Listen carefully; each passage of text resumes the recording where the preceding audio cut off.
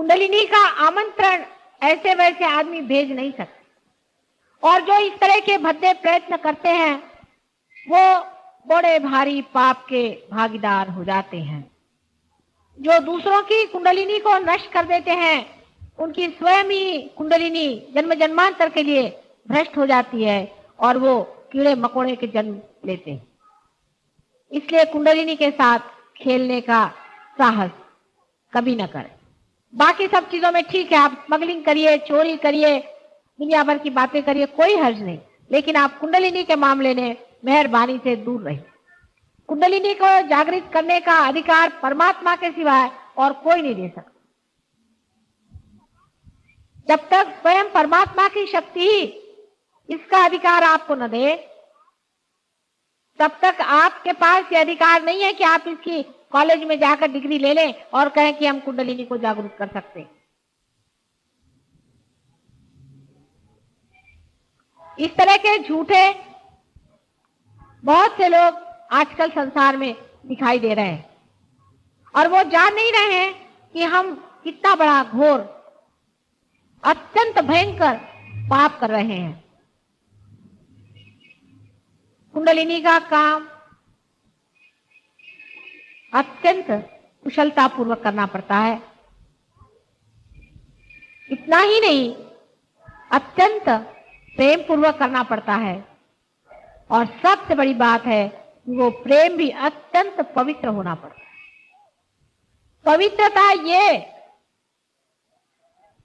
धर्म के रोम रोम में छाई हुई शक्ति है।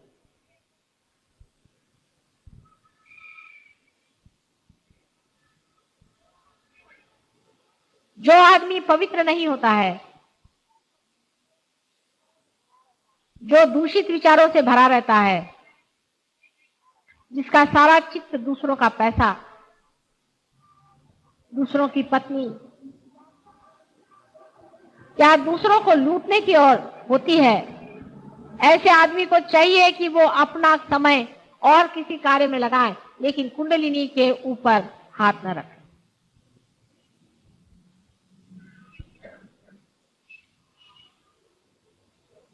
कुंडलिनी जितनी सौम्य है, जितनी कृपालिनी है, जितनी वरदायिनी है, जितनी मातृ हृदय से प्लावित है, उतने ही उसको संभालने वाले गण देती जो कि उसकी रक्षा करते हैं वो प्रखर और तेजोमय है। किसी भी प्रकार का खेल जब कुंडलिनी के साथ होता है तो वो पूरी तरह से कुंडलिनी की रक्षा में तत्पर रहते हैं और ऐसे लोगों को नष्ट भ्रष्ट कर देते हैं जो इस तरह का पाप करते हैं। सबसे महान पाप, सबसे बड़ा पाप संसार में यही है कि किसी भी साधक की कुंडलिनी अनधिकार चेष्टाओं से उत्तिष्ठ करना, इससे बढ़ के कोई भी पाप संसार में नहीं है। मां की हत्या से भी बढ़ के ये सबसे बड़ा पाप है कि आप किसी की कुंडलिनी को हाथ लगा रहे हैं अनधिकार चेष्टाओं से।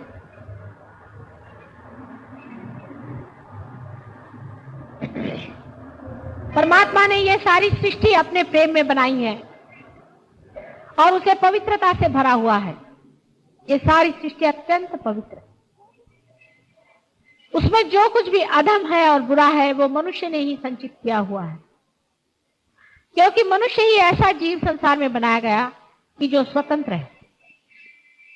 बाकी सारी ही सृष्टि परमात्मा के इशारे पे नाचती है, एक पत्ता भी उनके इशारे के बगैर नहीं हिलता।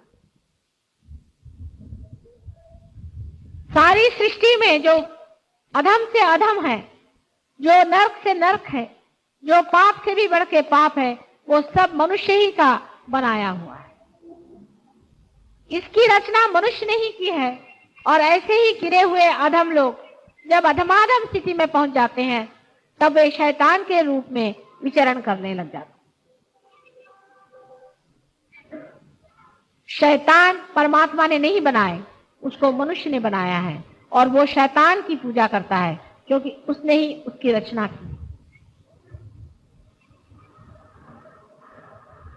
जब तक हम शैतान को शैतान नहीं कहेंगे, जब तक हम अधर्म को अधर्म नहीं कहेंगे, जब तक हम बुराई को बुराई नहीं कहेंगे, तब तक हमारे अंदर अच्छाई जागृत नहीं होता।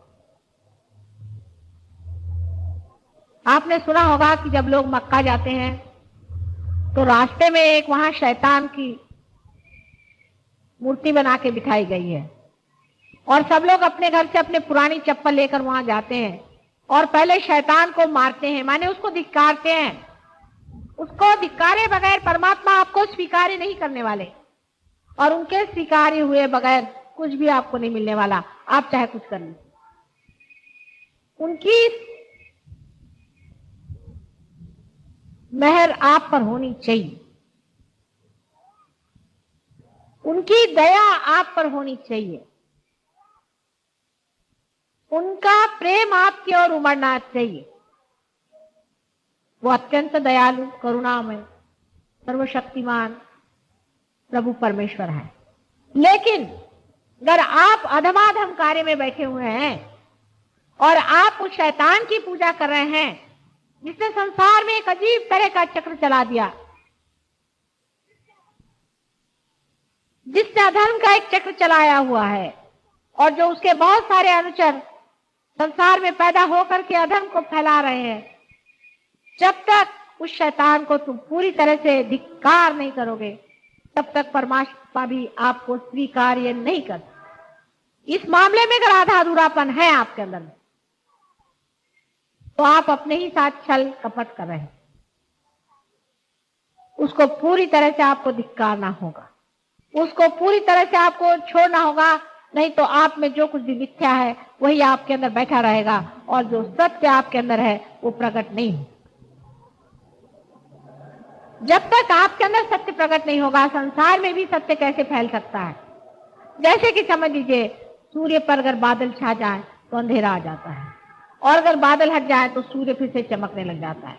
इसी प्रकार मनुष्य ने ही अत्यंत अधम कार्य करके जो शैतान तैयार किया हुआ है, उस शैतान के बादल आज भी संसार के ऊपर इतनी बुरी तरह से मंडरा रहे हैं कि हो सकता है कि अगर सहज योग पूरी तरह से न पनप पाया तो वो दिन दूर नहीं जबकि हम लोगों का सबका ही सर्वनाश हो जाए और अंधकार के गर्त में हम डूब जाएंगे। उस अंधकार में भी सहज योग में जिन जीवों ने परम कार्य किए हुए हैं वो सितारों जैसे चमकेंगे, तारों जैसे उनकी महिमा हो। ये बहुत बड़ा आपका स्थान है। आज इसे आप नहीं समझ पा रहे हैं, लेकिन इतिहास में इस बात की चर्चा होगी। इतने सहयोगियों ने सत्य पर अपने पैर जमा लिए। आधा अधूरापन छोड़ दीजिए, छोटी छोटी बातों की ओर उलझने की जरूरत नहीं है। आप बहुत बड़ी चीज पर जमे हो। इतनी बड़ी चीज पर जमने वाले लोगों को चाहिए कि छोटी मोटी चीजों की ओर